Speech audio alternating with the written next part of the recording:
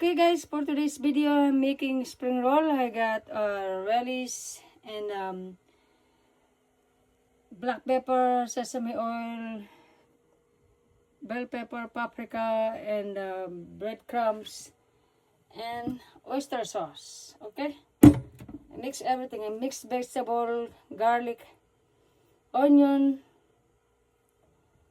and a little bit of yum. And liquid seasoning. Lagay tayo ng konti. Okay guys. And then guys, maglagay tayo ng 1 cup of flour. Okay. Okay guys, let's marinate this for 24 hours, okay? I will cook this tomorrow. There you go guys, magbalot na tayo ng lumpiang Shanghai. Okay.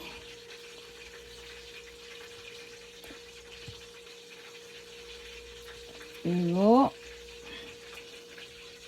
There you go. Ito yung nagawa ko.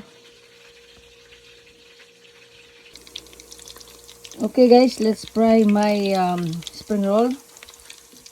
This is the result. It tastes delicious, yummy. Okay guys, final result for my Shanghai spring roll.